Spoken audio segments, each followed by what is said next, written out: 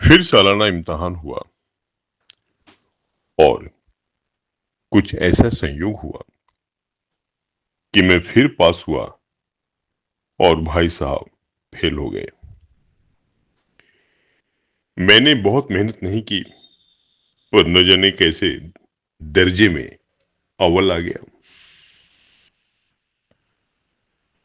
मुझे खुद अचरज हुआ। भाई साहब ने प्राणांतक परिश्रम किया, कोर्स का एक एक शब्द चाट गए थे। 10 बजे रात तक इधर, 4 बजे भोर से उधर, 6 से 9:30 बजे तक स्कूल जाने के पहले मुद्रा कांतिहीन हो गई थी, मगर बेचारे फेल हो गए। मुझे उन पर दया आती थी। नतीजा सुनाया गया तो वह रो पड़े और मैं भी रोने लगा। अपने पास होने की खुशी आधी हो गई। मैं भी फेल हो गया होता तो भाई साहब को इतना दुख न होता, लेकिन विधि की बात कौन टाले। मेरे और भाई साहब के बीच में अब केवल एक दर्जे का अंतर और रह गया। मेरे मन में एक कुटिल भावना उदय हुई कि कहीं भाई साहब एक साल और फेल हो जाए तो मैं उनके बराबर हो जाऊं। फिर वह किस आधार पर मेरी फजीहत कर सकेंगे। लेकिन मैंने इस कमीने विचार को दिल से बलपूर्वक निकाल डाला। आखिर वह मुझे मेरे हित के विचार से ही तो डांटते हैं। मुझे इस वक्त अप्रिय लगता है अवश्य, मगर वह शायद उनके उपदेशों का ही असर हो कि मैं दनादन पास हो जाता हूं और इतने अच्छे नंबरों से।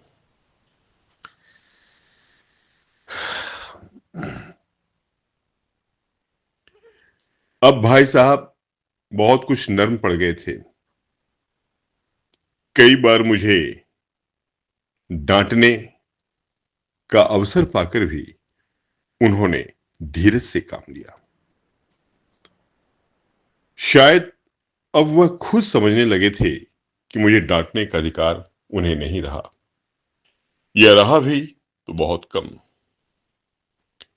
मेरी स्वच्छंदता भी बढ़ी। मैं उनकी सहिष्णुता का अनुचित लाभ उठाने लगा। मुझे कुछ ऐसी धारणा हुई कि मैं पास हो ही जाऊंगा, पढ़ूं या ना पढ़ूं। मेरी तकदीर बलवान है, इसलिए भाई साहब के डर से जो थोड़ा बहुत पढ़ लिया करता था वह भी बंद कर दिया।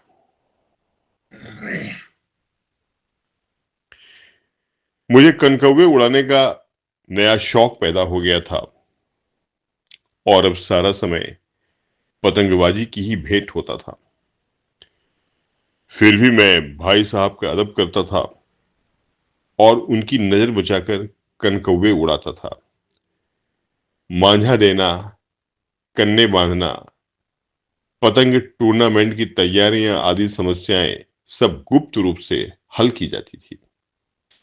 मैं भाई साहब को यह संदेह न करने देना चाहता था कि उनका सम्मान और लिहाज मेरी नजरों में कम हो गया है। एक दिन संध्या समय हॉस्टल से दूर मैं एक कनकौआ लूटने बेतहासा दौड़ा जा रहा था। आंखें आसमान की ओर थी और उस आकाशगामी पथिक की ओर जो मंद गति से झूमता पतन की ओर चला जा रहा था, मानो कोई आत्मा स्वर्ग से निकलकर विरक्त मन से नए संस्कार ग्रहण करने आ रही हो। बालकों की पूरी सेना लग्गे और झाड़दार बांस लिए इसका स्वागत करने को दौड़ी आ रही थी। किसी को अपने आगे पीछे की खबर न थी। सभी मानो उस पतंग के साथ ही आकाश में उड़ रहे थे, जहां सब कुछ समतल है न मोटर कारें हैं, ट्राम, न गाड़ियां। सहसा भाई साहब से मेरी मुठभेड़ हो गई, जो शायद बाजार से लौट रहे थे। उन्होंने वही हाथ पकड़ लिया और उग्र भाव से बोले, इस बाजारी लौंडों के साथ धेले के कनकौवे के लिए दौड़ते तुम्हें शर्म नहीं आती? तुम्हें इसका कुछ भी लिहाज नहीं है कि अब नीची जमात में नहीं हो, बल्कि 8वीं जमात में आ गए हो और मुझसे केवल एक दर्जा नीचे हो। आखिर आदमी को कुछ तो अपने पोजीशन का ख्याल करना चाहिए। एक जमाना था कि लोग 8वां दर्जा पास करके नायब तहसीलदार हो जाते थे। मैं कितने ही मिडिलचियों को जानता हूं जो आज अव्वल दर्जे के डिप्टी मजिस्ट्रेट या सुपरिंटेंडेंट है। कितनी ही 8वीं जमात वाले हमारे लीडर और समाचार पत्रों के संपादक हैं। बड़े बड़े विद्वान उनकी मातहती में काम करते हैं, और तुम उसी 8वीं दर्जे में आकर बाजारी लौंडों के साथ कनकौवे के लिए दौड़ रहे हो। मुझे तुम्हारी इस कम अकली पर दुख होता है। तुम जहीन हो, इसमें शक नहीं, लेकिन वह जेहन किस काम का जो हमारे आत्म गौरव की हत्या कर डाले? तुम अपने दिल में समझते होगे मैं भाई साहब से महज एक दर्जा नीचे हूं और अब मुझे कुछ कहने का हक नहीं है उनके पास। लेकिन यह तुम्हारी गलती है। तुमसे 5 साल बड़ा हूं, चाहे आज तुम मेरी ही जमात में आ जाओ और परीक्षकों का यही हाल है, तो निस्संदेह अगले साल तुम मेरे समकक्ष हो जाओगे और शायद 1 साल बाद मुझसे आगे भी निकल जाओ। लेकिन मुझ में और तुम में जो 5 साल का अंतर है, उसे तुम क्या, खुदा भी नहीं मिटा सकता। मैं तुमसे 5 साल बड़ा हूं और हमेशा रहूंगा। मुझे दुनिया का और जिंदगी का जो तजर्बा है, तुम उसकी बराबरी नहीं कर सकती, चाहे तुम एमए और डीलिट और डीफिल ही क्यों न हो जाओ। समझ किताबें पढ़ने से नहीं आती, दुनिया देखने से आती है। हमारी अम्मा से कोई दर्जा नहीं पास किया और दादा भी शायद 5वीं 6ठी जमात के आगे नहीं गए, लेकिन हम दोनों चाहे सारी दुनिया की विद्या पढ़ लें, अम्मा और दादा को हमें समझाने और सुधारने का अधिकार हमेशा रहेगा। केवल इसलिए नहीं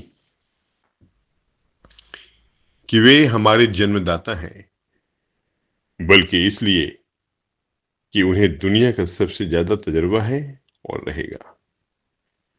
अमेरिका में किस तरह की राज व्यवस्था है और 8वें हेनरी ने कितने ब्याह किए और आकाश में कितने नक्षत्र हैं, यह बातें उन्हें न मालूम हो, लेकिन हजारों ऐसी बातें हैं जिनका ज्ञान उन्हें हमसे और तुमसे ज्यादा है।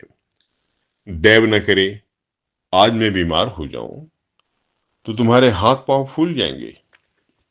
दादा को तार देने के सिवा तुम्हें और कुछ न सूझेगा, लेकिन तुम्हारी जगह दादा हूं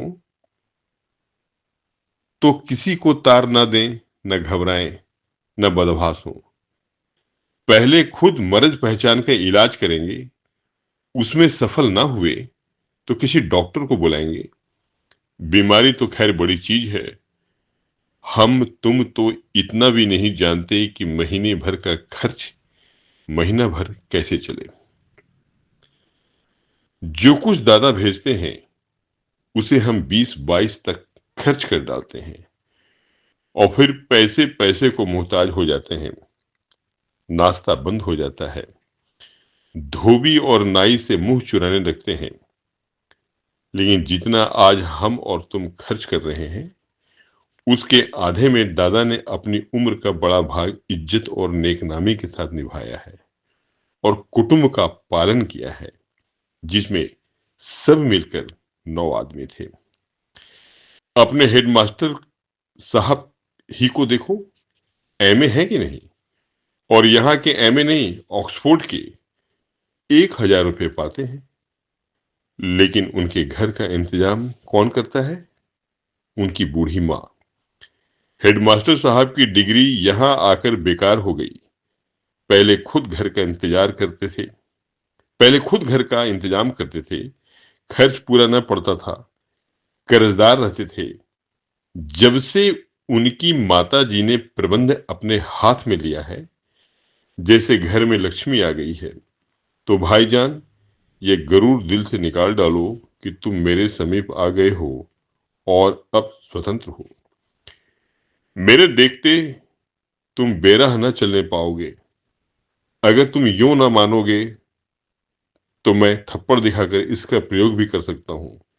मैं जानता हूं तुम्हें मेरी बातें जहर लग रही हैं। मैं उनकी इस नई युक्ति से नतमस्तक हो गया। मुझे आज सचमुच अपनी लघुता का अनुभव हुआ और भाई साहब के प्रति मेरे मन में श्रद्धा उत्पन्न हुई। मैंने सजल आंखों से कहा, हरगिज नहीं, आप जो फरमा रहे हैं वह बिल्कुल सच है और आपको उसको कहने का अधिकार है। भाई साहब ने मुझे गले से लगा लिया और बोले, मैं कनकौवे उड़ाने को मना नहीं करता, मेरा भी जी ललचाता है, लेकिन करूं क्या? खुद बेराह चलूं तो तुम्हारी रक्षा कैसे करूं? यह कर्तव्य भी तो मेरे सिर है। संयोग से उसी वक्त एक कटा हुआ कनकौवा हमारे ऊपर से गुजरा। उसकी डोर लटक रही थी। लड़कों का एक गोल पीछे पीछे दौड़ रहा था। भाई साहब लंबे हैं ही, उछलकर उसकी डोर पकड़ ली और बेतहासा हॉस्टल की तरफ दौड़े और मैं पीछे पीछे दौड़ रहा था।